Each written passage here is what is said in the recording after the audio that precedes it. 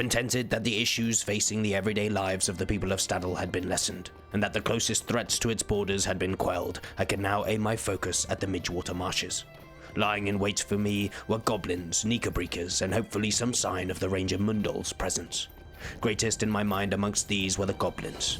Evil creatures, I had heard countless stories of their depravity and wickedness. The Blackwold brigands were evil, yes, but they had still been human. To now face foes that had been the stuff of nightmares to me as a child demonstrated how much I had grown over such a short amount of time. I hoped the level of grotesquerie that formed in my mind was only the result of childish imagination and excellent storytelling by my dear mother. Unfortunately, they were of this world and not descended from nightmare. But fortunately, this meant they could be killed. The Midgewater Marshes, a fly-infested region of marshland in central Eriador that lay between the Chetwood to the west and the Weather Hills to the east. Midgewater was a morass of shifting pools that took its name from the swarms of midges that filled the air.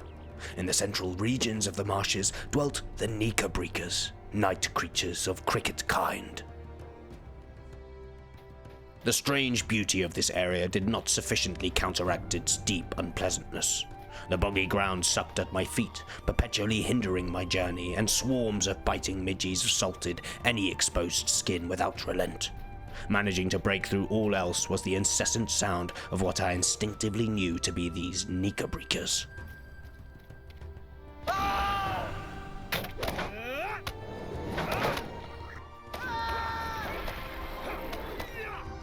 Finding and ending one, I was shocked to discover how ferocious these things were.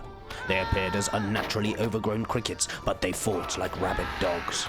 I understood Watcheridi's concern now. Combined with their awful noise, I knew I would enjoy thinning out their population.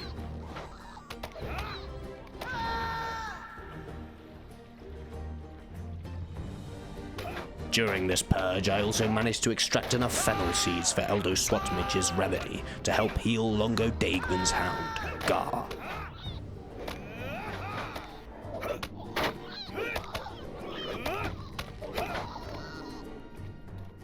Next, I began to search for the Goblin Hole ruins and the sunken stones spoken of by Watcher Redweed. The next thing the face of trust would feel would be the side of a goblin's head. Goblin Hole ruins.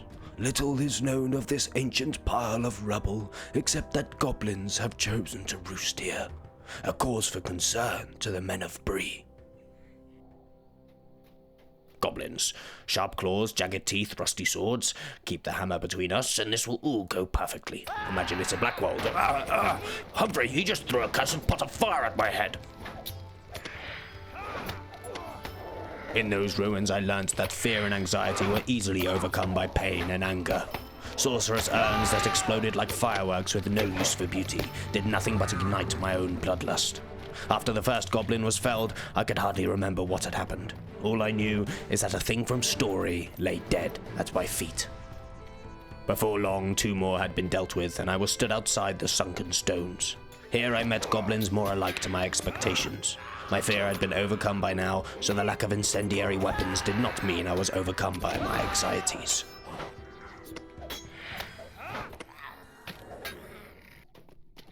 Feeling proud of my own abilities and bravery, my ride across the marshes felt bathed in a warm glow. It may have been my own mood, but the aforementioned beauty of the marshes became more dominant. As I skirted round the Marshwater Fort, as Constable Tanglerush had suggested, I admired the clusters of pink and yellow wildflowers, and the sky steeped in a rose-coloured fog. I then found the Hapshot encampment, occupied by Bill Mosfett, Edda Twiggins, and another. Mosfett was saddened to hear that the goblins had spread to both sets of ruins. They had yet to claim the Marshwater Fort, but that was only due to a spider infestation. His main concern were the goblins hurling fire. He reckoned that they were flasks of oil. I was in agreement that the threat to the pipeweed, food, and little folk in Staddle could not be ignored, so promised to thin their numbers.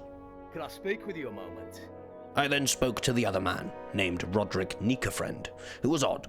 He had captured a Nikabreaker and acted as if it were his pet, even feigning an ability to speak to and understand it. He had named it Sniken and believed that it was hungry for sicklefly wings. Speechless, I could only nod in agreement. What can I do for you? My attention to the Nika population at the behest of Watcher Reedy gladdened Edda Twiggins. Stay a moment. However, much like Reedy, her concern was not directed toward the goblins. Spiders from the Marshwater Fort and Wood's Edge ruins had been seen crawling in farmers' fields. I would not abide their encroachment onto good folks' land, so would slay a few, including their queen. I was excited to redeem Humphrey and I's poor performance in dealing with Eornath back in Archit. Even more disgusting than the Nika-breakers, the Sickleflies were gruesome inhabitants of the marsh, but Trust had no greater trouble with them.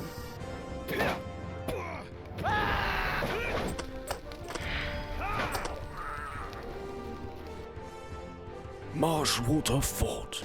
Rumors circulate that rangers here in the north gather for a ceremony to declare the coming of age of one of their number, where they induct the young man or woman into their ranks by way of an oath to the old kingdoms.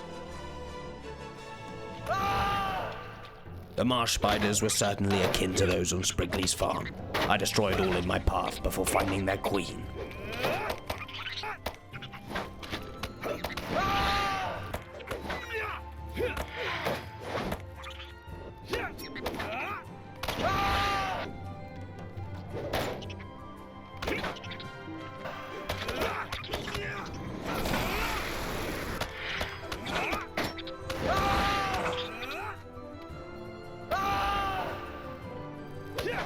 The Marsh Queen was a tenacious foe, and our battle was long and exhausting. While it was relieving to have the aid of another like-minded adventurer, I felt that Humphrey and I's reputation had not quite been won back.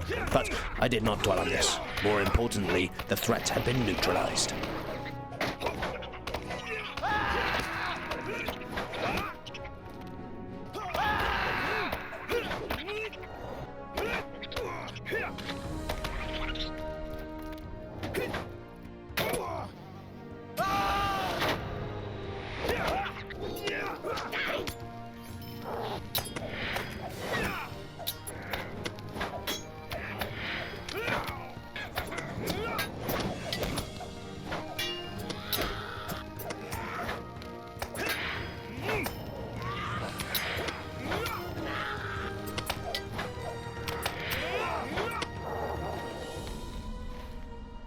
What can I do for you?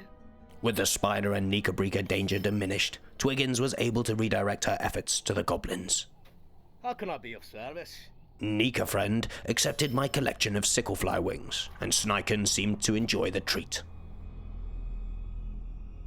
Mosfet was content with my progress in reducing the number of the oil-carrying goblins. Searching for the goblin chieftains led me to a sickening yet familiar sight. The ground was crisscrossed by foul, oily black veins, like something deep within Arda's ground had been raised and exposed. In the middle of it all towered another fell fire or totem. It was a strong reminder of the Blackwold headquarters in the Chetwood. A similar revulsion bubbled up inside me, and I set my mind to rooting out the corrupted chieftains quickly. Die!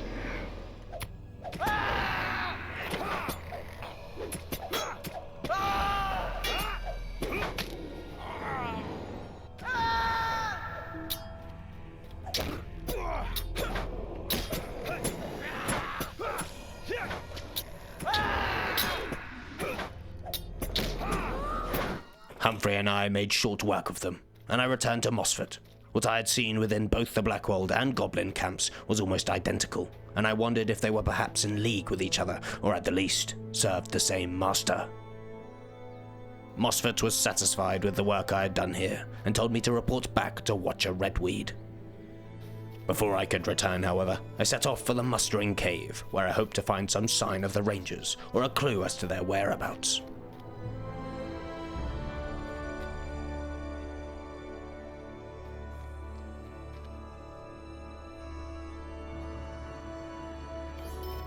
I was too late. Had I come earlier, I may have been able to save Mundol. My delays and tarrying had caused this ranger's death. Amdir had killed another of his brothers in arms. Mundol's dying words were for me to prevent the Nine from taking Amdir and to get to the last ranger in the marshes. Lind had gone to study the Marshwater Fort. I had to make up for my failure here, so set off immediately. You blithering fool. Why did I not follow Amdir's trail immediately? All that nonsense in Staddle, little folk and their inconsequential lives. How could I? Oh, that's a lot of copper. Most excellent. I cannot believe I let myself get so distracted by everyone's problems. I must focus. Renialind will survive. Amdir, quickly falling into the shadows of the Wraith world, has slain 2 of his brethren already, and seeks the blood of a 3rd. How can I be of service? A relief. Renialind was alive. He had been posted here to keep watch after the Rangers had been driven out of the Shire. His watch had been for naught, but his rational thinking was to be applauded. He knew of a quicker path out of the Marshes, and then planned on finding Strider in Bree. Seeing Strider again would be fulfilling. I wished for him to see how far I had come, and how the effort of breaking me out of that Blackwall jail had been worth it. A secret door led to a wide underground passage. Infested with spiders and other overgrown insects as it was, I still marveled at this sight. The men who once inhabited these ruins must have possessed knowledge beyond my ability to imagine. The splendor they existed in would have been glorious. I had heard that these rangers were descendants of this great race, and felt a sadness for them. Renialind was an expert marksman and skilled with a blade too. Not for the first time did I look with envy at the garb he wore and the people he belonged to. Amdir.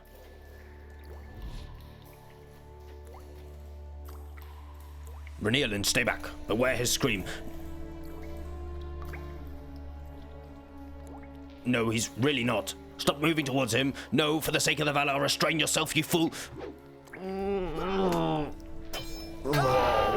This is getting ridiculous. What? Oh yes, finally. Look here, you gangly freak. This man here and I have learned things now. You are our road to redemption. I will not fail again.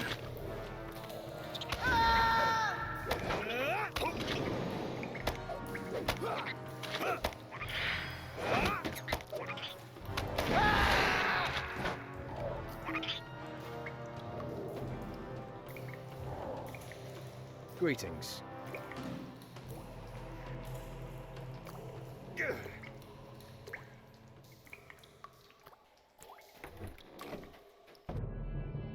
Saruman's treachery has delayed me too long.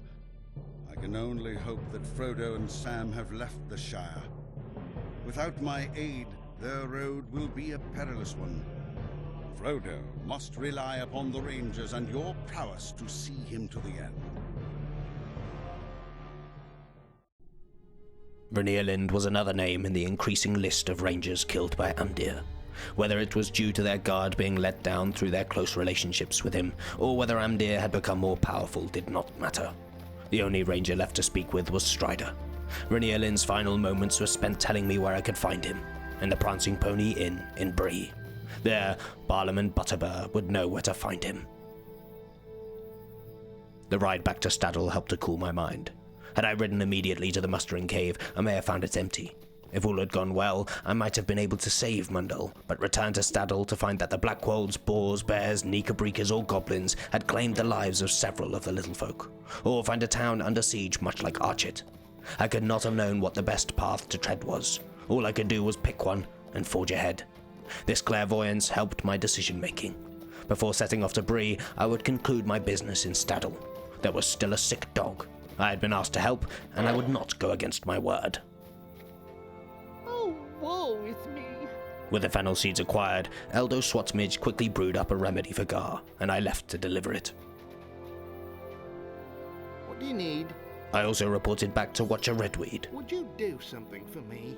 He was impressed at my progress and felt confident that the town was safe for the foreseeable future from goblin attack. From him I learned that the Watchers had only been stationed here recently, due to the trouble heard of from Archet and Combe in Bree. He was hesitant to leave his post, but with all I had done, someone needed to inform his superior, Second Watcher Heathstraw in Bree, of the victories I had accomplished. Gar was a good boy, and drank the remedy from Swatmidge without issue. Oh, woe is me. Daegmund was Just thankful, but I hope it's not a bother, but may I speak with you? when he drew water from the well for Gar, he noticed that it was tainted and smelt odd. Perhaps a Blackwold brigand had managed to poison it. For once, I hoped that they were the cause, as the only other I could think of was the burning totem within the Goblin Hole ruins. That would prove a much greater problem. Swatmidge bade me speak to Lily Underhill. Is there something I can do for you? She thought the tale a little far-fetched, but believed Dagmond. Might I speak with you a moment? I was pointed in the direction of a wise woman named Willowsong, set to dwell by the Silverwater Spring. She could supposedly help if I brought her a bucket of the befouled well water.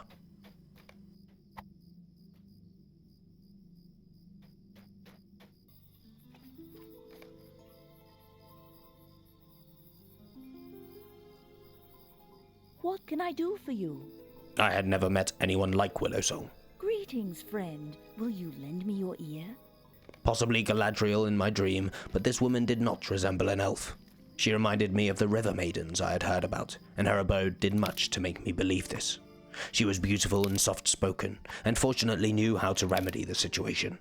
To do so, she needed some handfuls of the flowers that grew near the yellow tree. I had already passed this before, but took no great notice of it.